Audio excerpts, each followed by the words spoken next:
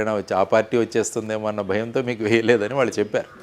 కాబట్టి ఈ విధంగా చర్చలు ఉపచర్చలు జరుగుతుంటాయి. కాబట్టి వారు వారి వాత్సల్యం వారి అభిమానాన్ని బట్టి ఆ మాట మాట్లాడి ఉంటారు ఖచ్చితంగా. ప్రస్తుతం ఉన్న రాజకీయ సెటప్లో కూడా చూస్తే ఏదో ఒక పార్టీ అన్నది చాలా ప్రధానమైనది అన్నది కూడా మీరు అన్నట్టు చాలామంది వాళ్ళ అదే ఆ అభిప్రాయాన్ని మీరు గౌరవించి నెక్స్ట్ మళ్ళీ ఏదైనా పార్టీతో కలిసే అవకాశం ఉందని భావించవచ్చా అండి? అంటే మీ జై భారత్ పార్టీ కాకుండా, ఎందుకంటే జై భారత్ పార్టీ ఇప్పుడే పుట్టింది. సో అలా కాకుండా ఆల్రెడీ ఒక పెరిగిన పార్టీలోకి వెళ్ళే అవకాశం ఉందని భావించవచ్చా? చూద్దాం. ఇంకా మా పార్టీ సభ్యులందరితో కూడా మీటింగ్ 15వ తారీఖు విజయవాడలో ఏర్పాటు చేశాను నేను.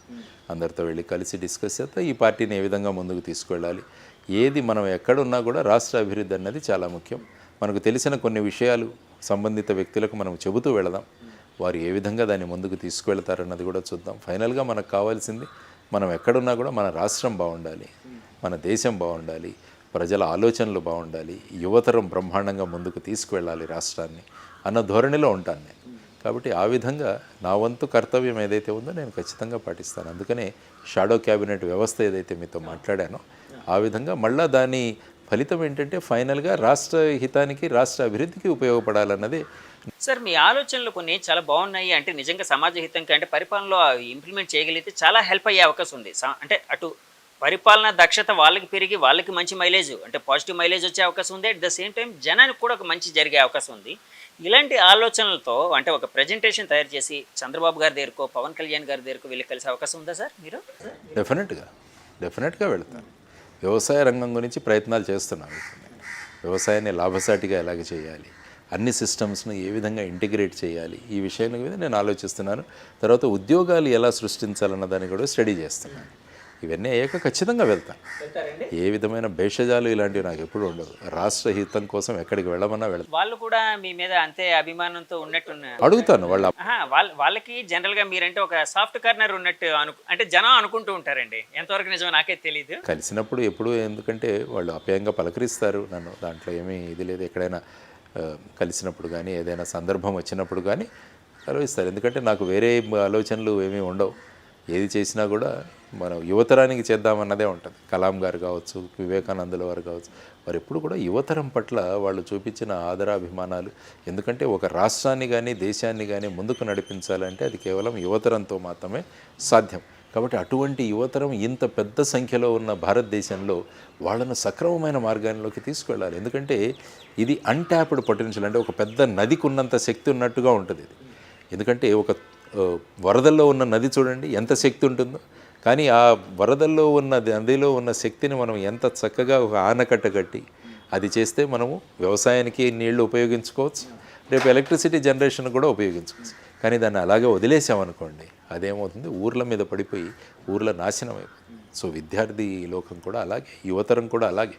కాబట్టి యువతరాన్ని ఎలా ట్యాప్ చేయాలి మనం, యువతరాన్ని యొక్క ఆకాంక్షలు ఏంటి, వాళ్ళ కాంక్షలు ఏంటి, అది ఎలా ట్యాప్ చేయాలనుకున్న దాని మీద నేను మెయిన్గా కాన్సన్ట్రేట్ చేస్తున్నాను. అందుకని మీరు చెప్పినట్టు వ్యవసాయ రంగం, ఉద్యోగాల సృష్టి, ఈ రెండింటి మీద కాన్సన్ట్రేట్ చేస్తూ మిగతా ప్రభుత్వ నిర్ణయాల గురించి కూడా మనం ఏ విధంగా పాజిటివ్గా సకారాత్మకంగా దోహదంచి పడవచ్చు అన్న దాని గురించి కూడా ఖచ్చితంగా నా వంతు పాత్ర నేను పోషించాను. ఎవరు ఏమనుకున్నా పర్వాలేదు, కానీ నా భూమిక అలాగే ఉంటుంది, మా పార్టీ కూడా అలాగే ఉంటుంది. కాబట్టి మేము ఇక్కడ ఉన్నాం కాబట్టి ప్రతిదీ మనం విమర్శించాలన్న ధోరణి ఎప్పుడూ ఉండదు. సకారాత్మకంగా అందరం కలిసి ముందుకు వెళదామన్న ధోరణిలోనే ఉంటాం మేము.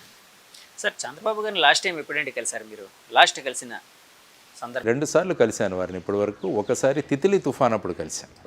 తితిలి తుఫాన్ సందర్భంగా ఆ సమయంలో నేను ఒక దత్తత తీసుకున్న గ్రామాల్లో నేను 3 రోజులు ఉన్నాను అక్కడే. తుఫాన్ జరిగినప్పుడు ఆ ప్రాంతంలో తిరిగి, ఆ ప్రాంతం మళ్ళీ ఎందుకంటే చాలా నష్టం సంభవించింది శ్రీకాకుళం జిల్లాలో. అనేక జీడి మామిడి చెట్లు ఇవన్నీ కూడా పడిపోయాయి, కొబ్బరి చెట్లు పడిపోయాయి. దాంతో ఏ విధంగా ఈ వీళ్లకు మనం ఉపయోగపడవచ్చు అన్నది ఒక లెటర్ తయారు చేసి వాళ్ళకు నేను పలాసలో ఇచ్చాను. పలాసలో వారు ఉన్నప్పుడు వెళ్ళి ఇచ్చాను. అది మొదటిసారి నేను కలవడం చంద్రబాబు గారిని. రెండవసారి మా అమ్మాయి పెళ్లి గురించి ఇన్విటేషన్ ఇవ్వడానికి వెళ్ళాను. వారు మా అమ్మాయి రిసెప్షన్ కూడా వచ్చారు. సో ఈ 2 సార్లు మాత్రమే కలవడం జరిగింది. సార్ ఇప్పుడు దత్తత తీసుకున్నాను అన్నారు కదండి, ఏ గ్రామం అండి అది? సహలాల పుట్టుగా అని మన కవిటి మండలం, శ్రీకాకుళం జిల్లాలో. అది ఉద్దానం ప్రాంతం. అది ఉద్దానం ప్రాంతం. తర్వాత వచ్చేసి అక్కడ ఈ కిడ్నీ వ్యాధులు ఇవన్నీ కూడా ఎక్కువ ఉన్నాయి. కాబట్టి అక్కడ మా ఫౌండేషన్ తరపున కొద్దిగా పని చేశాం అక్కడ. కాబట్టి ఆ తిత్లీ తుఫాన్ అప్పుడు నేను అక్కడ 3-4 రోజులుండి ఆ ప్రాంతం ఎలా మనం బయటికి తీసుకురావాలన్న ప్రయత్నాలు చేశాం. ఆ సందర్భంగా చంద్రబాబు గారిని కలవడం జరిగింది. పవన్ కళ్యాణ్ గారిని ఇంకా బయటకు వచ్చేసిన తర్వాత కలవలేదు కదండి, అదే ఆఖరండి? ఆ పెళ్ళి ఐ థింక్ రిసెప్షన్ కానీ ఎంగేజ్మెంట్ అప్పుడు కలిశాను ఒకసారి. బయటకు వచ్చిన తర్వాత కలిసాం, మాట్లాడుకున్నాం. ఓకే, ఏం మాట్లాడుకున్నారు సార్? అంటే రాజకీయాలేనా లేకపోతే ఫార్మల్గా అండి? ఎలా ఉన్నారు, బాగున్నారా, ఎలా ఉన్నారు, అంతే.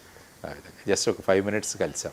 ఓకే ఓకే ఓకే సార్, ఇప్పుడు ఎలక్షన్లు అనగానే చాలాసార్లు ఎగ్జిట్ పోల్స్ విషయంలోని సెఫాలజిస్టులు వీళ్ళందరూ పుట్టుకుని వస్తుంటారు. ఎలక్షన్ అనగానే ఒక అతిపెద్ద ప్రపంచంలోనే మన భారతదేశంలో ఉన్న అతిపెద్ద పండుగని లాస్ట్ టైం మీరే అన్నట్టున్నారు. అవును. సెఫాలజిస్టులు వీళ్ళందరూ వస్తూ ఉంటారు, రకరకాల ఎగ్జిట్ పోల్స్ ఇచ్చారు. ఈసారి ఎగ్జిట్ పోల్స్ చాలా మటుకు పాత గవర్నమెంట్ వైసీపీ ఎలాగైనా ఇక్కడ ఫామ్ చేయబోతుందన్నారు. కొన్ని ఎగ్జిట్ పోల్స్ ఏంటంటే టీడీపీకి వచ్చే అవకాశం ఉందని కూడా అన్నారు. అప్పుడు పరస్పర ఆరోపణలు కూడా జరిగాయి, అది పెయిడ్ అంటే ఇది పెయిడ్, ఇది పెయిడ్ అంటే అది పెయిడ్ అని రకరకాలుగా. వీళ్ళ మధ్య ఒక మెగాస్టార్ వచ్చాడు, కేకే, కిరణ్ కొండేటి అనే ఒక వ్యక్తి. కేకే అనే కూడా ఆయన 151 అని చెప్పారు. ఎస్, అవునండి, 2019లో చెప్పారు. ఈసారి 161 అన్నట్టుగా ఉంది. 161, 3 పెరిగాయి, 3 పెరిగాయి. సార్, ఆయన 2019లో చెప్పినప్పుడు అంటే టీడీపీ పార్టీ 20 సీట్లకి కన్ఫైన్ కాబోతుంది, వైసీపీ 151 సంథింగ్ ఏదో రాబోతుందని చెప్పినప్పుడు చాలామంది విమర్శించారు. అట్లాగే ఇప్పుడు 161 చెప్పారు టీడీ. యాక్చువల్గా ఆయన చెప్పిన ఒక అద్భుతమైన విషయం ఏంటంటే అండి, జనసేన పార్టీ 21కి 21 గెలుచుకోబోతుంది, వైసీపీకి ప్రతిపక్ష హోదా రాదు, ఇవన్నీ ఆయన చెప్పినవండి, ఆ రోజు చెప్పారు. అలాగే కూటమి 161 సీట్లు గెలుచుకోబోతుంది అన్నారు. ఇప్పుడు ఒక 3 సీట్లు ఎక్స్ట్రా గెలుచుకుంది, 164.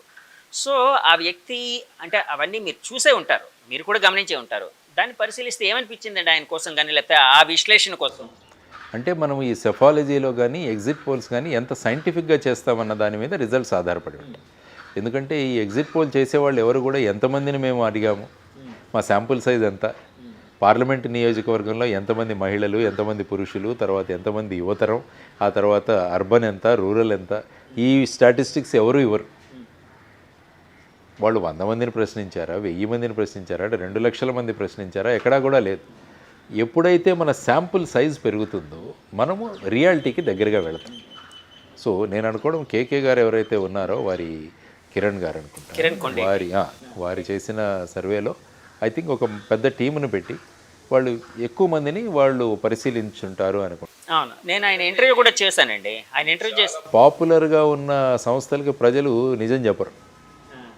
చాలామంది ఒక్కోసారి నిజం చెప్పకపోవచ్చు, అంటే ఫోన్ వస్తుంది ఎవరి దగ్గర నుంచో, మేము పలానా సంస్థ నుంచి మాట్లాడుతున్నామండి, మీరు ఏ పార్టీకి ఓటేశారంటే ఎవరు చెప్తారండి?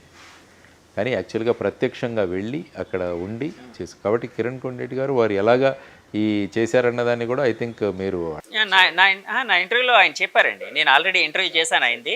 ఆయన శాంపిల్ సైజ్ కోసం కూడా అడిగినప్పుడు ఆయన ఒక మాట అన్నారు. అంటే యాక్చువల్గా శాంపిల్ సైజ్ అనేది చాలామంది రాజకీయ నాయకులు కూడా ఎన్ని శాంపిల్స్ తీసుకుంటారండి అంటూ ఉంటారు. శాంపిల్ సైజ్ ఒకటే కాదు, శాంపిల్ సైజ్ అనేది అతి ముఖ్యమైనది. కానీ దానికంటే కూడా అతి ముఖ్యమైన కొన్ని ఉన్నాయండి. అంటే ఏ వర్గాలు ఎలా ఉన్నాయి, ఎలా అంటే ఆ పర్సంటేజ్ ఎలా ఉంది అక్కడ, అంటే ఒక్కొక్క ప్రాంతానికి ఒక్కొక్క సమస్య ఉంటుంది, యూనివర్సల్ సమస్య అంటూ ఎప్పుడు ఉండదు. సో ప్రాంతాన్ని బట్టి మేము చేసామండి. మాకు కొన్ని స్లీపర్ సెల్స్ కూడా ఉన్నాయి, వాళ్ళే ఇన్ఫర్మేషన్ ఇచ్చేవారు. కొంతమంది మేము వీళ్ళందరినీ పెట్టేవాళ్ళం, వాళ్ళు వెళ్ళి జనంతో సైంటిఫిక్గా వెళ్ళారు కాబట్టి నిజానికి దగ్గరగా రాగలిగారు. ఎందుకంటే కొన్ని ఎగ్జిట్ పోల్స్ మీరు చూసుకుంటే దేశంలో కూడా చాలా ఇవే. యాక్చువల్గా మీరు చూసుకుంటే 2018వ సంవత్సరంలో ఉత్తరప్రదేశ్లో జరిగిన ఎన్నికల్లో డిమానిటైజేషన్ అప్పుడే అయింది. డిమానిటైజేషన్ అయిన తర్వాత నోట్ల రద్దు తర్వాత మొదటి ఎలక్షన్స్ వెళ్ళింది ఉత్తరప్రదేశ్. ఆ సమయంలో చెప్పింది ఈ సెఫాలజిస్టులు, ఎగ్జిట్ పోల్స్ వాళ్ళు చెప్పింది యూపీలో హంగ్ అసెంబ్లీ ఏర్పడుతుందన్నారు. అక్కడ భారతీయ జనతా పార్టీ 323 సీట్లతో వచ్చింది యోగి ఆదిత్యనాథ్ గారి ఆధ్వర్యం. అలాగా ప్రతి చోట. ఫర్ ఎగ్జాంపుల్ 2004వ సంవత్సరంలో Bharatiya Janata party India shining నినాదంతో వెళ్ళింది. అప్పుడు ఖచ్చితంగా మళ్ళీ వచ్చేస్తుందన్నారు వాజ్పేయి గారిగా. అప్పుడు రాలా, అప్పుడు మళ్ళీ యూపీఏ గవర్నమెంట్ ఏర్పడింది. కాబట్టి ఏమవుతుందంటే మీరు అన్నట్టు ఇది సైంటిఫిక్ బేస్. ఎంత ఏ నియోజకవర్గాలు, ఏ సమస్యలు, ఎవరిని మనం ప్రశ్నించాం, వీటన్నిటి మీద రియాలిటీ దగ్గరికి వెళుతూ ఉంటాం. కానీ అల్టిమేట్గా ఎగ్జిట్ పోల్స్ ఉపయోగం ఎంతవరకు ఉంటుందన్నది కూడా మనం చూస్తే చాలామంది ఈరోజు ఎవరో 30 కోట్ల బెట్టింగ్ పెట్టి ఆత్మహత్య చేసుకున్నాడని నేను పేపర్లో చదివి అవును అవునండి అవును ఈ గత ప్రభుత్వం మళ్ళా వస్తుందని చెప్పేసి బెట్టింగ్ పెట్టి ఒక వ్యక్తి 30 కోట్లకు బెట్టింగ్ పెట్టి అది చేయలేక ఆత్మహత్య చేసుకున్నాడు. కాబట్టి ఎగ్జిట్ పోల్స్ అల్టిమేట్గా దేనికి ఉపయోగపడుతున్నాయి? ఎందుకంటే వెయిట్ చేయాలి, వెయిట్ చేసిన తర్వాత రిజల్ట్స్ వస్తాయి. ఆ లోపల మనకి ఉన్న ఆతృత ఏమైపోతుందో అన్న దీంతో ఎగ్జిట్ పోల్స్ అన్సైంటిఫిక్గా చేసే అంటే మన రాష్ట్రం అభివృద్ధి పదంలో వెళ్ళడానికి కేంద్ర సహకారం అవసరం అని ఫస్ట్ నుంచి అందరూ అంటే చంద్రబాబు నాయుడు గారు అదే చెప్తున్నారు. అసలు బీజేపీతో జత కట్టడానికి కారణమే అదని చెప్పారు ఆయన. ఎందుకంటే రేపు పొద్దున మనం వస్తే వాళ్ళు సహకారం ఉంటుంది, సో రాష్ట్రాన్ని ముందుకు తీసుకుని వెళ్ళొచ్చు అని. అంటే రాష్ట్రం అభివృద్ధి చెందడానికి ఈ ముగ్గురు కాంబినేషన్ అంటే త్రిమూర్తుల కాంబినేషన్ అనుకోవచ్చు. ఫర్ ఎగ్జాంపుల్ అంటే నేను అంటున్నానండి, చంద్రబాబు గారు, పవన్ కళ్యాణ్ గారు